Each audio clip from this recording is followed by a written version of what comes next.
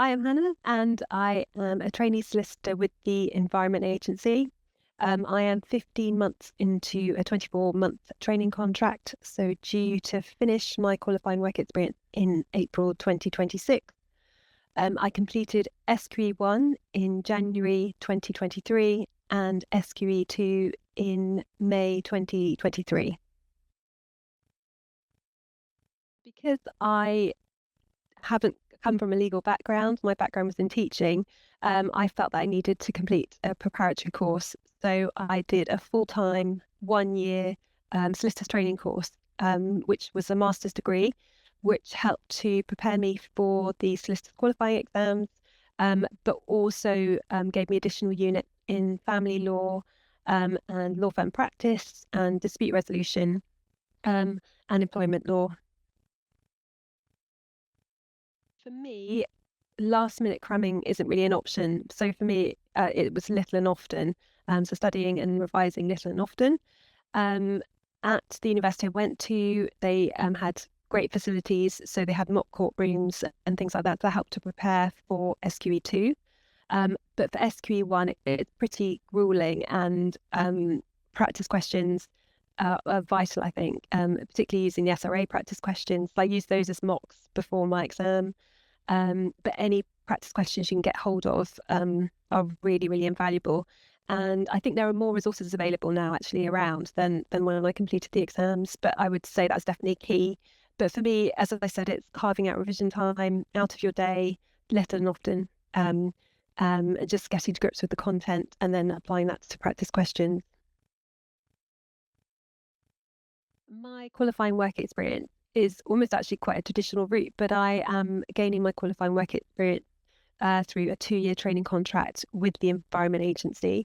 I am currently 15 months into that training contract.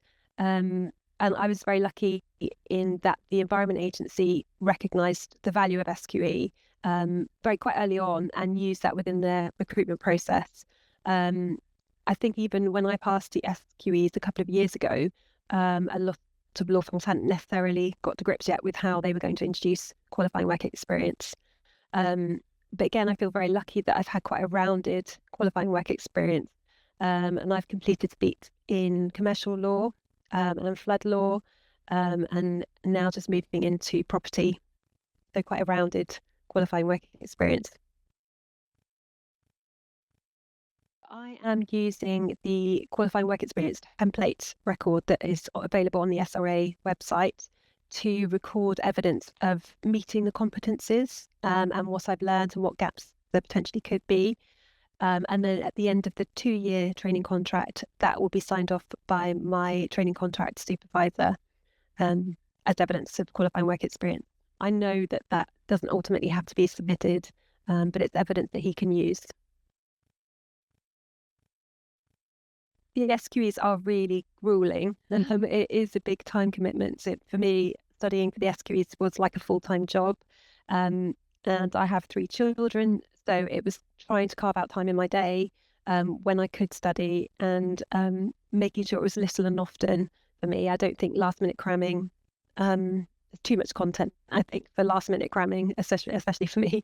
There are lots of free resources available, so I would definitely get hold of those. Any practice questions that you can do. For SQE2, there is lots of practical experience available. You could visit court, magistrates court, county court, to see a real advocacy in process.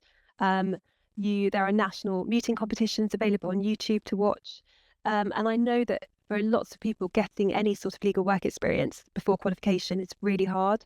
But I would say that any sort of work experience is really important, especially for teaching those soft skills. So from coming from a teaching background, I think just that interaction with people is really, really important for client interviews and the confidence advocacy parts of the unit. And there is plenty of free CPD available as well, and things like barristers' chambers will run courses which help knowledge for SQE1.